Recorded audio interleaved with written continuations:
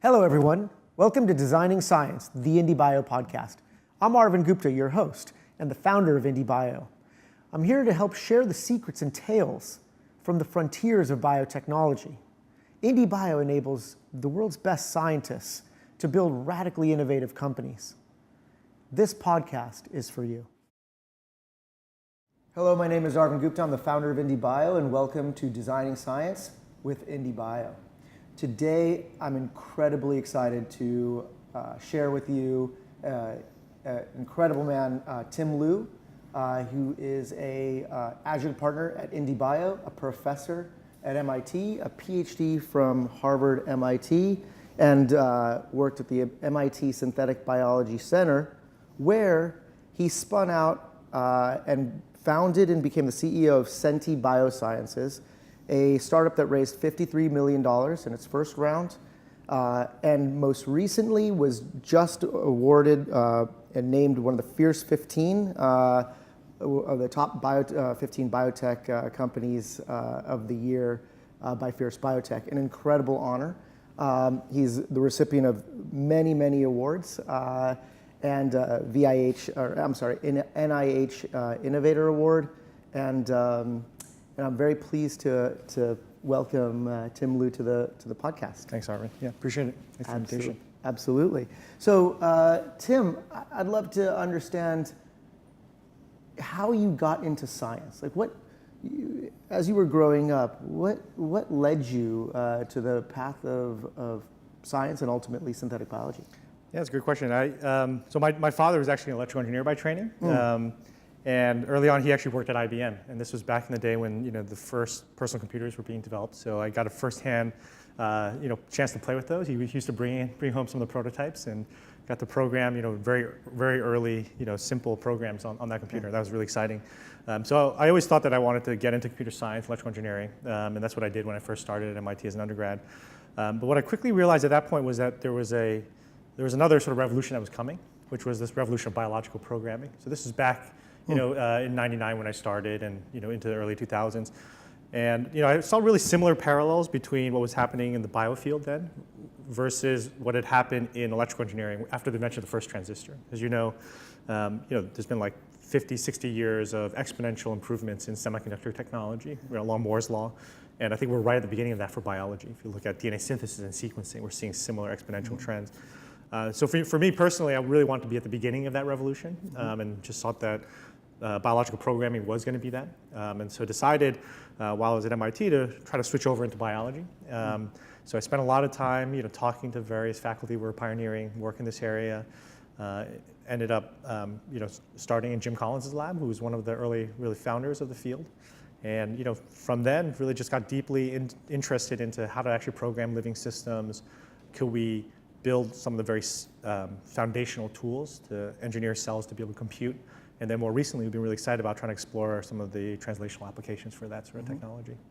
Well, that's really cool. I mean, it's amazing when you start thinking about programming cells as opposed to doing experiments on cells or interrogating cells. Or it's a very different mindset. And there's extremely, it becomes a creative endeavor as opposed to an inquisitive or investigative endeavor. What happens when that mindset shifts? What becomes possible? That's a good question. I think the two are actually not opposing to each other. They're actually really important. But when you start thinking about being able to program biology, it sort of opens up the types of questions you can ask. So classically, biology is about sort of taking something really complex like the cell and narrowing it down to like one protein and understanding really deeply what that one thing does. And so it's very reductionist in nature. And that's been great. We've learned a lot about biology that way. But ultimately, each one of those components that we're studying interact with each other in some more complex way to give rise to all the complexities of life. And personally, I think it's going to be quite challenging for us to understand how all those things work without being able to go in and actually take things apart, click things together, and see if you can actually recapitulate it. So the way I think about it is you actually learn a lot about biology when you try to build it. And you learn stuff that you wouldn't really know just by observing it. So when you observe things, you can sort of make up ideas on how it actually works, but you never really deeply understand the intricacies of how things work unless you try to break it apart, put it back together again, because the sort of fine details of why things work and why things don't really just don't become apparent then. And I think that's very similar to other fields. Like if I gave you like a blueprint of a car, you could probably understand basically how it works, but you really wouldn't understand the details of how it worked unless you were a mechanic. You could go in, take apart things and rebuild it again. And I think it's very similar with biology. Oh, interesting. Yeah. And so what was one of those, was there anything that when you started really thinking through and investigating engineering cells, anything that struck you as like, oh, it works differently than we thought? Yeah, well, so I think one of the interesting things about the field so far has been, when we design, for example, electrical systems, you want to try to build things that are highly modular with each other. So you can, build individual transistors, connect them together through wires. You can then build chips at the next level, and then you can sort of click them together, and things work when you do that. And so one of the overarching questions in biology has always been like, is that possible? Is biology so interconnected and complex because of evolution that we can never build in modularity into it? And that's always been a question, I think, for the field in the last 15 years. And I think what's come about with a lot of the work that's been done in the area now is that you can actually build in some of that modularity, but you have to be very deliberate about doing it. It's probably not the way that biology has evolved, but it doesn't mean that biology is not capable of doing it. And so I think that's a really interesting observation in that, if you solely were observing what life has given, the way life has evolved currently, you might come away with the idea that it's not possible to do these sort of things. But through really careful rational engineering, we do know that it is possible to introduce at least some level of that.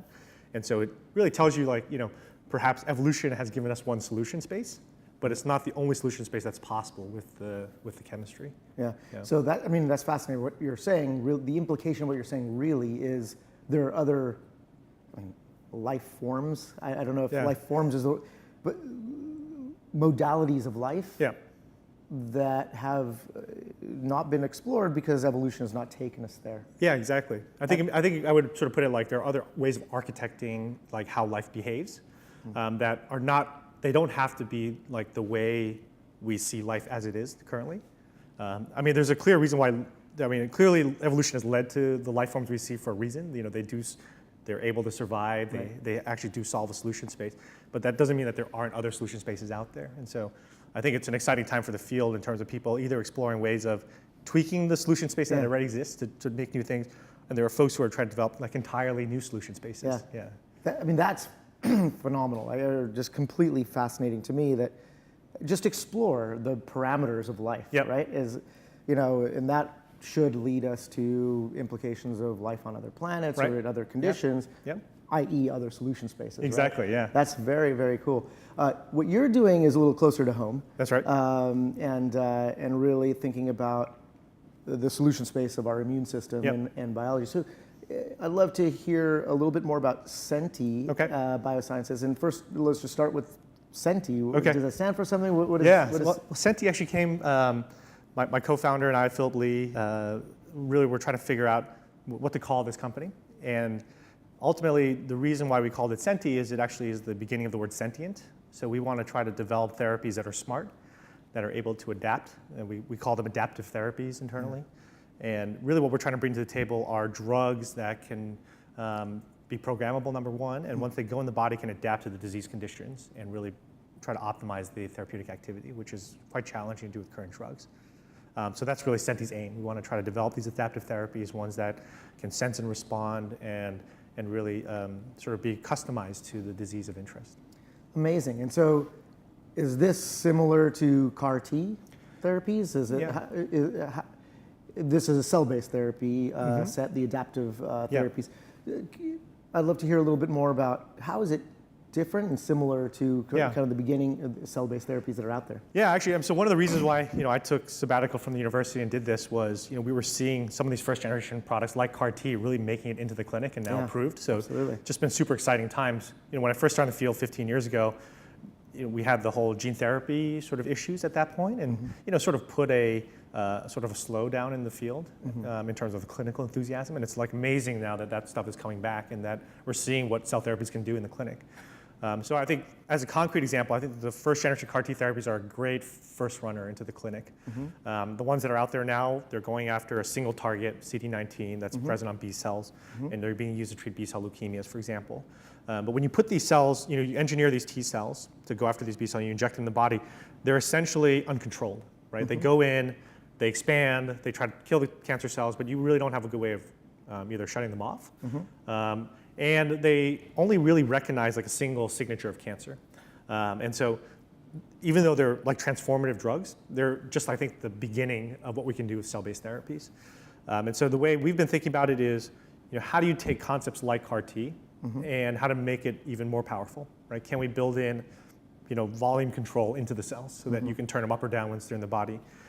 Can we make these cells recognize more than a single signature of cancer, right? Most cancers, you can't just like recognize one thing and tell it apart from a normal cell. You might need to recognize 2 things or 3 things together. So if that's the case, can we build cells that do that? These cells can then make a decision, the engineered cells can then make a decision, is this a cancer cell or not, and trigger an activity. So really what Senti focuses on is how to like implement that sort of internal cellular logic. And it can be applied to something like a CAR T therapy, but there are many other cell types that you can apply this to, right? You can think about using this for regenerative medicine applications, programming stem cells, reprogramming other types of immune cells, right? T cells are not the only type of immune cells that are interesting to explore. And so we really want to try to build this foundational platform upon which you can do this type of genetic programming for therapeutic applications. That's amazing, truly, because you just hit upon like 3 of my favorite areas right now in therapeutics to be investing in and investigating. The whole idea of immunomodulation or modulating our own health through the cells, I think, is the next frontier for sure in medicine. I mean, it's clear as day, but it's really, really complicated, right? And I think that's the number one thing that always comes back is, okay, we have a clear indication, we have a marker, we have this, and then cytokine storm, and okay, well, how do we control for that? And that's some of the things that Senti is working on, right? These on-off switches to be able to do that. Are you running into these complex, like, where is the complexity driving you?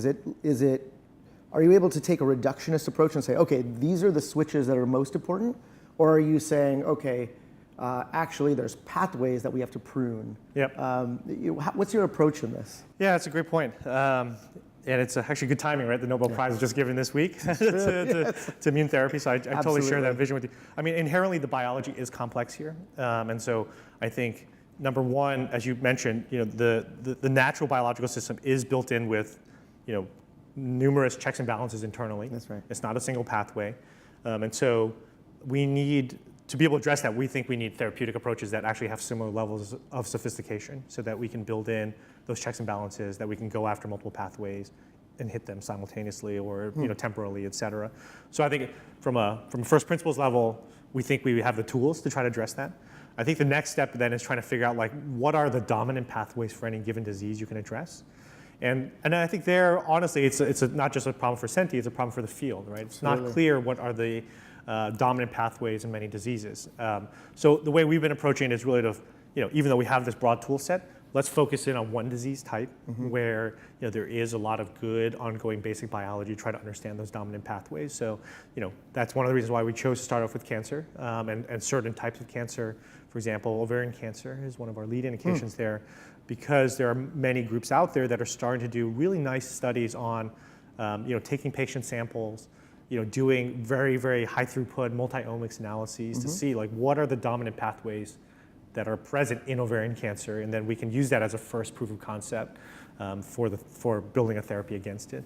And I think we're going to need the technology that we bring to the table and the biology go hand in hand with each other to really be able to address diseases head on. Because as you mentioned, if you don't really know what the targets are you're going after, then you can have the world's best toolbox, but you don't know really how to apply it. So I think within Senti, we've sort of viewed ourselves as not only a technology platform, but in specific verticals, we are trying to build that biology expertise, partially internally, but also together with collaborators that really help marry where the technology is being applied. Right, and really find those robust markers. That's right. And I mean, even in solid tumors or complicated cancer types or later stage cancer types where you have multiple different lines within the same tumor, right? And now, neoantigens are becoming an important way to think about addressing, that type of cancer. how does that, I mean, so with a cell-based therapy, you're starting to, again, having to express all of those different things. Yeah. And you're playing whack-a-mole just with the cell instead of, Right. instead of a molecule. Right. Where do you see a more systemic play in this, where maybe there are therapies that combine a molecular or a small molecule approach with a cell-based therapy? Yeah. Or are you thinking really immunomodulation alone can solve for all of these different variables? That's a good question. I think we'll have to see how this plays out in the clinic to really know for sure. I think that's another topic we can talk about, which is the translational challenge in general. But right now, the cool thing about cell therapy is you can actually put multiple mechanisms of action to a single cell. So you can have a cell that expresses not just one thing, but multiple things. Sure. And it actually does, in our perspective, sort of simplify things from the manufacturing perspective, because you're making one thing versus making 3 different drugs, and you have to QC independently and deliver independently. So I think there is an advantage from that perspective. That being said, as you know, in the field, there's so much other work that's going on. There's antibody development that's going on. There's small molecule development. So I think inherently there's going to be a time where we are rationally going to try to. It's illogical to think about combining cells with other approaches. But I think it's right now sort of a clinical question as to how to do that, right, and how to do that scalably. And so so you said, so you have ovarian cancer. Yep. In IND, pre-IND, you're headed towards clinic. We're definitely headed towards clinic. We're, I would say, probably a few months off from nominating our first development candidate, which will enter into manufacturing. Amazing. And then we have a couple additional programs that are addressing liquid tumors that are a little bit further behind, but not too far behind, that we aim to try to push forward in 2019. Fantastic. Yeah. And so, what are some of the things? You mentioned some of the challenges you were facing, or challenges in general for translating to clinical trials. I'd love for illuminate some of those for our audience that might not be doing clinical trials themselves. So sure. What are some of these things that you have to think about, right? With 2 animal models, and and then getting your IND package, and then first in human. What do you toxicity studies? For a cell-based therapy specifically, what are some of these milestones look like?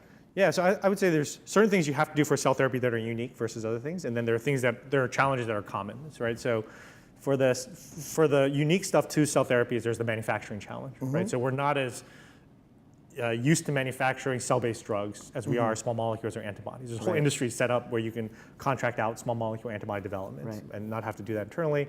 Cell-based manufacturing, just by the fact that it's newer, and also the fact that it involves taking a patient's cells and modifying them and putting them back in. There's a genetic engineering component to it, is more complicated. And one of the big bottlenecks I think a lot of people are recognizing in the field currently is even just getting time on a contract manufacturing organization's calendar is difficult, just because they're in very high demand now, and it's nothing scientific. It's just a matter of what the market looks like. So you got to wait in line, and it takes time to do those sort of things. So I think that's one big challenge. One of the second big challenge in the cell therapy space is actually the process by which you actually make the cell therapy, how you actually grow the cells, et cetera, likely does play an impact onto how well it works. So it's not like I just give you like a chemical formula for a small molecule and anyone can make it. Actually, the way in which you make the cells also has an impact beyond the genetic engineering. So there's a lot of questions around like how much of that you should just have full control over internally versus how much can you contract out, and that's always a challenge for any cell therapy company. I think the bigger question that's more general to the field in general is the preclinical models you got to do, but how accurate and how predictive they are of humans is a big question. And so, where should you actually draw that line to say, I have enough confidence now I need to go in humans, and the idea that ultimately the human experiment is the most important one, right? And so I think this is a question in general. There's so much activity going on in biotech, even outside of cell therapies. There's all these exciting things going on, and how much sort of emphasis are we going to put on the preclinical models versus allowing people to get into humans early, and then how do we maximize the learning from those human experiments? How do we collect data, get multi-omic data as densely as we can, and really learn from there? And then a more systemic question is like every company is doing their own trials and learning a lot. Actually, as a community, we could probably learn more if we put that data together. But it's really hard to convince groups of people to do that. Oh my goodness. But there might be a role for government or NIH or certain groups to really try to enable that sort of consortia-based studies. Yeah, it would be interesting. To go off on that a little bit, anonymizing the data, and potentially putting it on some sort of blockchain where it's verified as coming from a trial, and being able to access it. I think that could be very interesting. I mean, it's something the FDA would have complete control over, because they have complete control over the process. And so, you know, Scott Gottlieb could be like, hey, you know what? To do a clinical trial in the U.S. means that your data gets anonymized and shared. That's very interesting. I've never thought about it that way. I think it'd be transformative, and I guess the benefit of putting the blockchain is that you actually know where the data came from. So like, if companies were worried that they were losing out financially because of it, you could actually assign some sort of value at the end of the day. Even better point. No, absolutely. Okay, well, someone out there, please build this startup. That's right. Let's pitch it. This is a great idea. It was kind of funny. I was talking to the head of one of the very large, well-known university hospital here on the West Coast. And we were talking about sharing information from different hospitals, and he said to me, like, man, we're just not incentivized to. Because if you share your data and you realize you're wrong, that is so much greater of a hit to you than learning best practices from someone else. And it just blew my mind that like these, it's like a risk-based analysis, right? And that's just the truth of how the world is being incentivized today. And so I do think that there is a public sector and a private sector balance that needs to happen in order to safeguard how we move forward as fast as possible and not, control. So much data, man. So much data is being held in private servers. As you know. So anyway, so I look forward to seeing a startup doing this soon.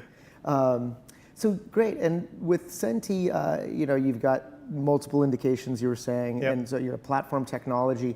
I think I'd love to jump to the stem cell and regenerative medicine just for a moment, because it's a huge thesis for us. I think stem cell therapies and regenerative medicine is coming back and has a huge, we've learned a lot, and we're now applying it in a new way. And I think one of the big questions, right, in, let's just say, cartilage stem cell therapies for joint repair.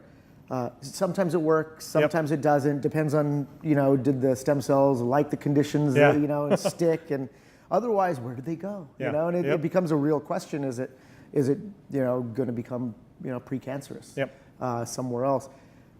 So with Senti, are you thinking about engineering a kill switch, things like that into this? How could you transform regenerative medicine? Yeah, it's a good question. Regenerative medicine, I think, is also, it's interesting compared to something like immunotherapy. These things all go through initial wave of expectations and sort of things, then there's like you lost, your trough of despair. Your trough of despair, and it comes back. And so I think it's amazing that everything follows that path.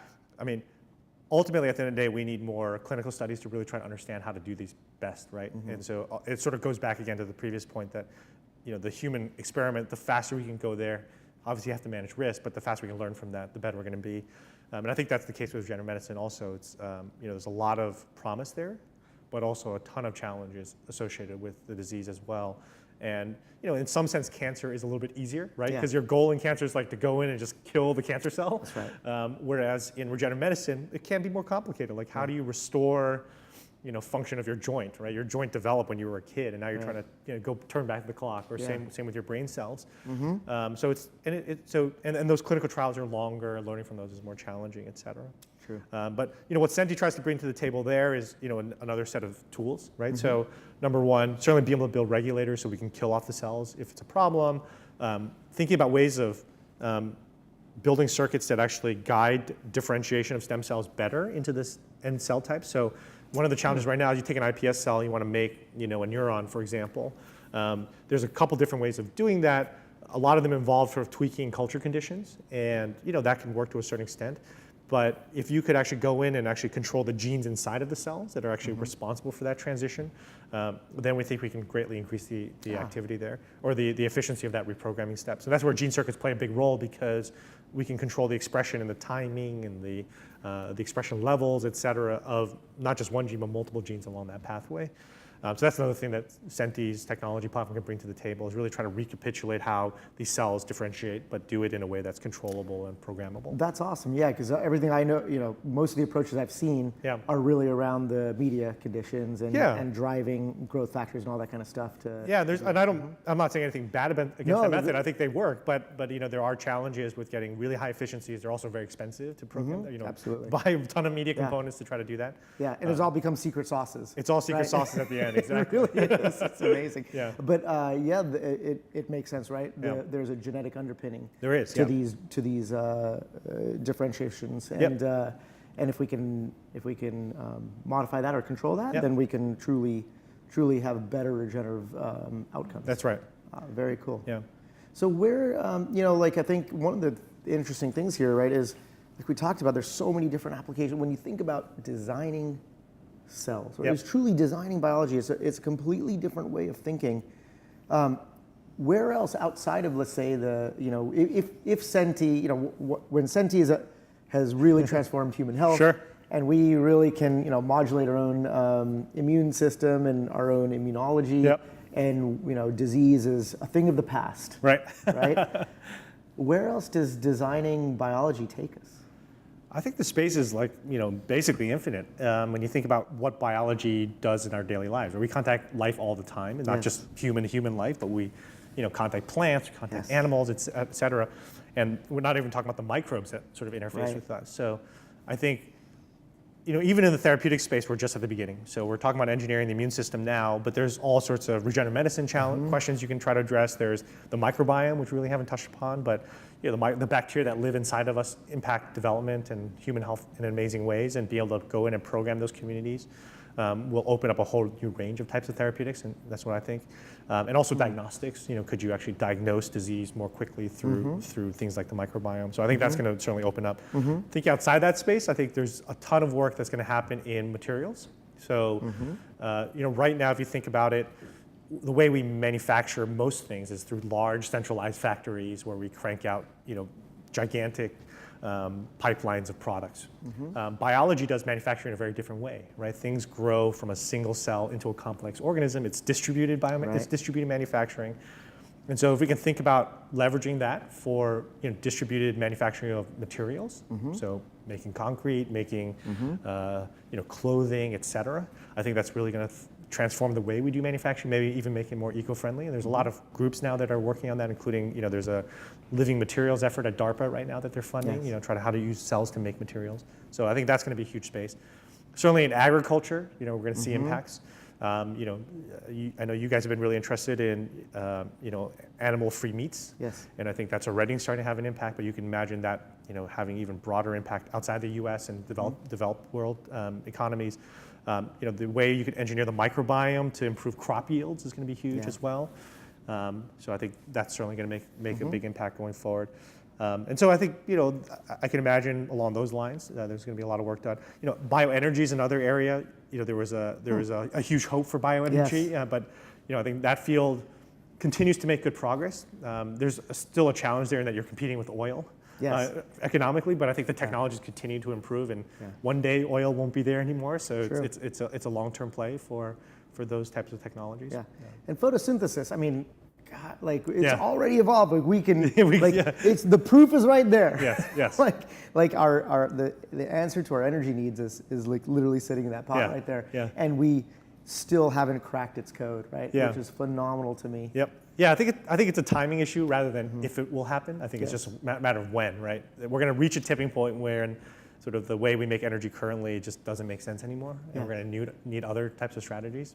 So I don't know when to predict exactly when that's going to happen. Yeah, it's remarkable to me. I always think about the physical sciences versus the biological sciences, and you married the two with electrical engineering and then biology, and I think in that marriage, massive innovation is possible because you're bringing two different ways of thinking, together. And so, I think about photosynthesis versus nuclear fusion, right? As two different modalities of thinking in terms of how to solve our energy needs for the future, right? But really, I think the blending of these two sciences, making concrete, right? From biology will be a really interesting way to do it. I mean, we've been seeing different ways of taking viruses and basically crystallizing them into Yeah, structures. You know, definitely. so it's really cool. I think one of the reasons I always enjoy chatting with you. I think what you do and what you think about is literally the core thesis of IndieBio. Yeah. Right. That biology is a technology Yep. that we can use to apply to almost all the problems we have on the planet. I 'Cause agree. most problems are biologic in basis. That's right. Yep. Right. Yeah. Very cool. And so tell me, you know, I'd love to just kind of finish up here with what were some of the things that you were doing for going from a scientist Yeah. to being an entrepreneur? Sure. I mean, you were at the top. You're at the top of your field, Yep. right? Literally, you're like, you know, professor at MIT. All these accolades. Everything is going in Yep. the way you would think. Coming up as a PhD, that if I could draw my ideal career, you had it. And then you decided, you know what? Let's do a startup. Right. What was that transition like? Yeah, it's a great question. It's been really exciting in general. I think actually one thing that really stuck with me when I first started my faculty position at MIT was that, you know, hearing from the senior faculty that MIT is about impact, right? And you can make impact in a lot of different ways. It could be academic impact, publishing papers, describing new methodologies, but there's also the impact of actually taking a product out and making it, you know, useful in the hands of people in the real world. And so, and there's different ways of doing that, right? So, you know, while I was a full-time faculty at MIT, we did spin out, you know, 6 different companies from the lab, in which I was, you know, academic, scientific founder of those companies, but never jumped full-time into those companies. So one of this is Synlogic, I mentioned to you earlier, that's in clinical trials now with these engineered probiotics. And that was a really exciting, I mean, it was great and very fulfilling to say, we've done some basic stuff in the lab, let's put it in the hands of some great drug developers, executive teams, and take that forward. And that was great to be part of that. But with Senti, I just felt that, you know, this area of, you know, engineered human cell therapies, number one was going to be really exciting. Number two is super hard, and not a lot of people I felt really could really fully understand the complexities of how to do this without having done it physically themselves before. And so at that point, you know, I talked to colleagues who wanted to start the company together, and just felt like it was the right time for me to really make that leap. And ultimately, it was because I just want to see the technology come out of the lab and make it into people. And I just felt that would probably be one of the most efficient ways to try to do it. So that's the decision that was made about 2 years ago to take sabbatical from the university and really jump into it. And it's been an amazing journey. I think it's the problems that we tackle in a company setting are in some parts similar to being an academic. You got to raise money, you got to build teams, you got to execute. Those are all the same, but you're doing it in different ways. Interesting.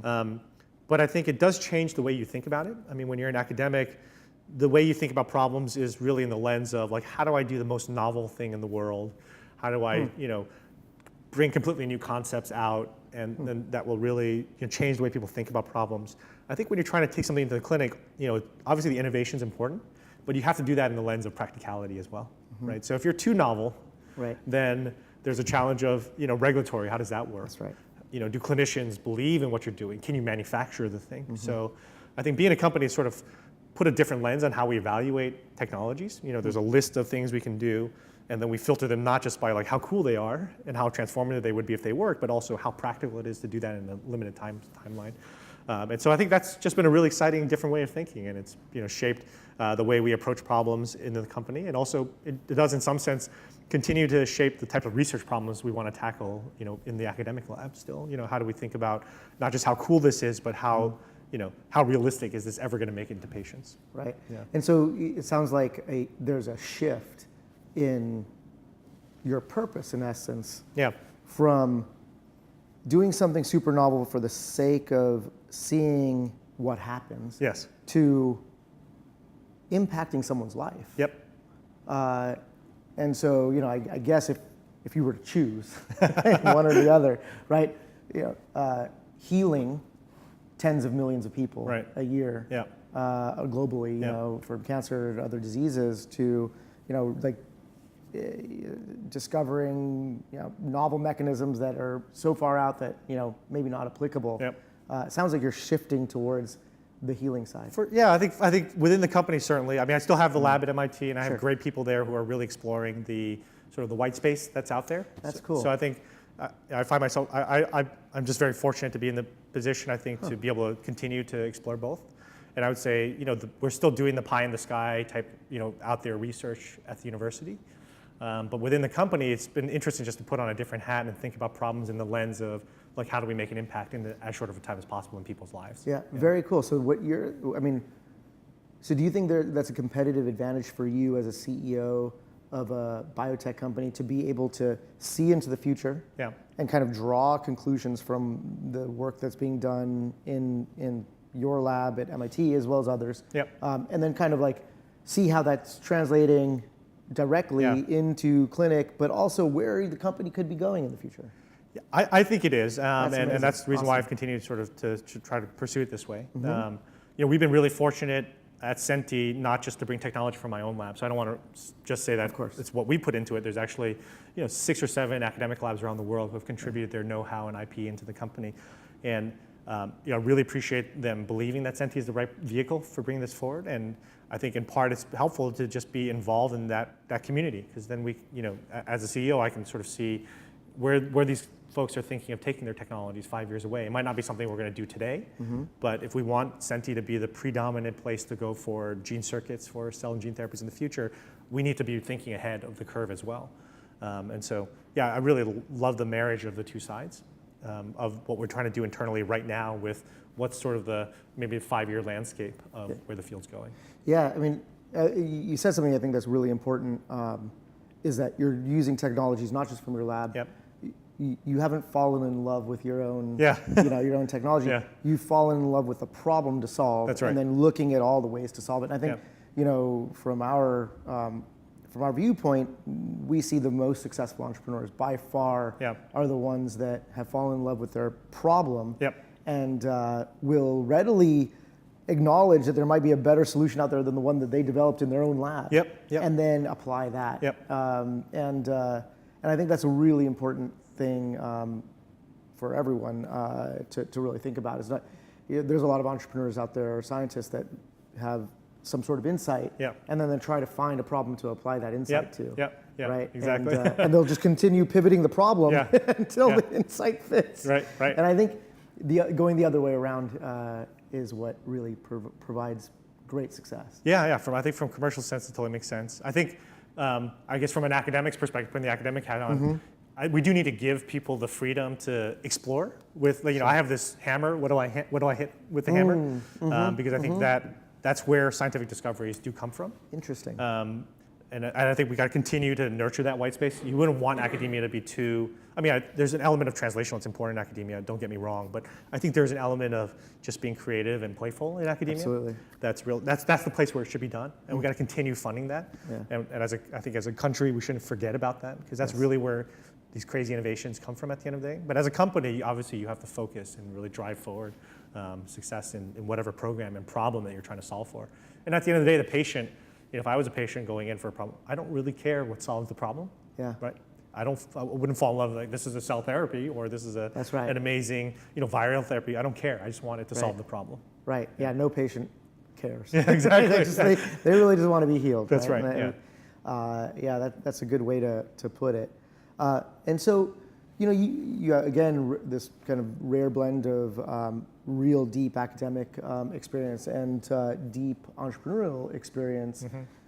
Do you see any way that basic research could be how it's funded, like just the process of basic research? It's so baked in as the way it is. Do you see any ways it could be improved or optimized? For sure. There's so many bottlenecks. I think I'll list just a few. Yeah, There's please. more than this. But I'll get on my soapbox and talk about this a little bit. No, please stand away.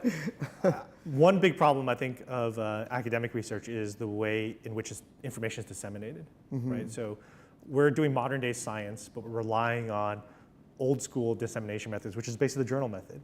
Yes. Right? And so, that's a good point. The stuff that you're reading in Science and Nature and these top journals, number one, it's like a year old by the time it comes out, because the review process takes forever. So it takes like 3 months to get your reviews, you got to do your revisions, go back and do it again. So basically the stuff you're reading as it comes out is old news. Like, it's not reflecting accurately what's happening in the labs. Right. It's probably a year and a half time lag. Crazy. And I think, so if you think about it, in this hyper-connected world, why is it like that, right? And so there's been sort of approaches now to try to change that. There's preprints that are going up online, but I think, we need ways of sharing information in more real time, and at the same time assigning credit where credit is due, right? So I think whether blockchain, whether it's other methodologies that allow you to assign credit to people at the right time, at the right place, but still have that information out there, I think it's going to be really important as a way of accelerating scientific knowledge dissemination.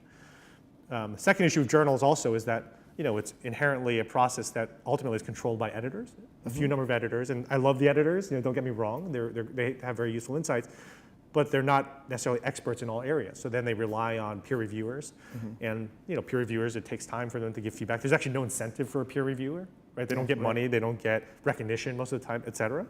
So finding a peer reviewer that has the time and is willing to contribute is hard. And so trying to set up a more equitable system where peer reviewers should get credit for what they're doing, right? Editors should get, if they're having, editors actually do edit the text and give you suggestions, they should get recognized too.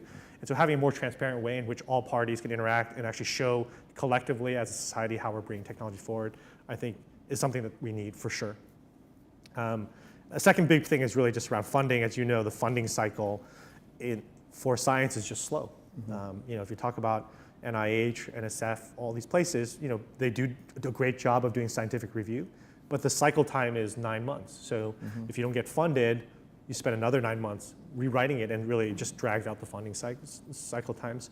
And so if there's any way to either speed that up, or there's been even studies showing that at the end of the day, like a review panel really can't tell the difference between something that's like at the top 5th percentile versus the top 20th percentile in terms of rankings.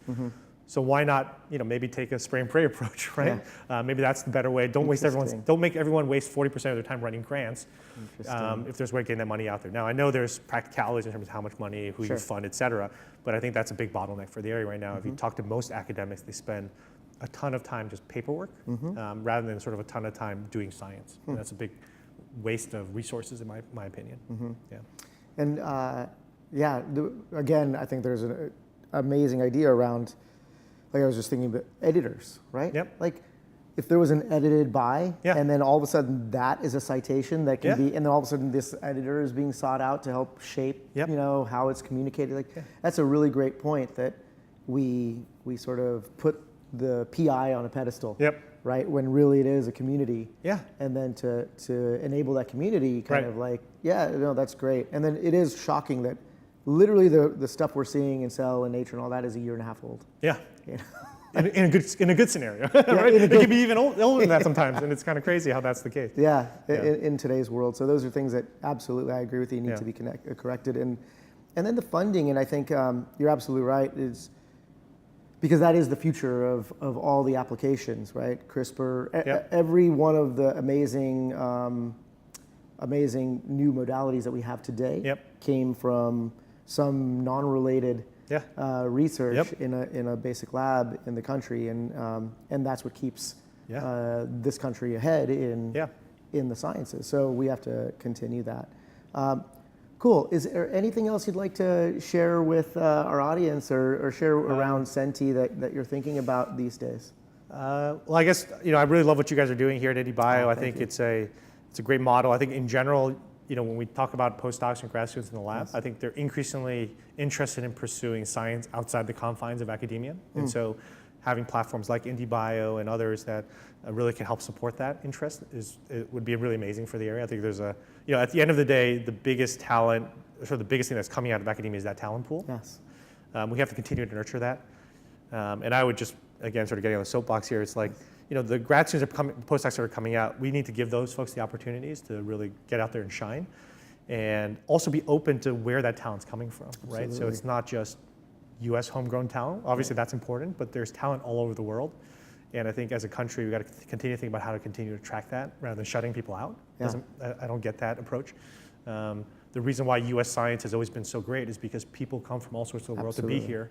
And so we got to continue that rather than sort of be worried about what we might be giving away in that scenario, right? So, the strength of this place has always been that openness of ideas, willingness to fund crazy ideas, and allow people the opportunity to be successful. And I think in an area like this, where we're right at the beginning of a bio-revolution, no one knows what the solution space should be of it, for a lot of these problems. There's like 100-year horizon of this new revolution. The people at the end of the day are going to be most important here. We got to continue to try to track those. So I think whether it's in academia or in industry, that's a big big question, with where we got to keep the doors open in this country for that sort of thing. Absolutely, yes. I agree with you 100% on that. I mean, we fund a lot of companies that come in from outside the country. I think it'd be interesting if, VCs in general, when they saw ideas, if you could somehow screen out where they came from. Yeah. And sort of, the institution and the country. Yeah. It would be interesting to see how their investment decisions would change. Yeah. Or if it would, I think that's always an interesting experiment. Yeah, I don't know if anyone's done that analysis, right? Yeah. That'd be an interesting thought experiment. Yeah. But thank you so much, Tim, for coming. I think super fascinating. Thanks. I had a great time. Yeah, me too. Yeah, thank you so much for chatting and giving us your wisdom. Great. I appreciate it. Thanks. Right. Yeah, appreciate it. Absolutely. Yeah. Thank you. Thank you. Thank you.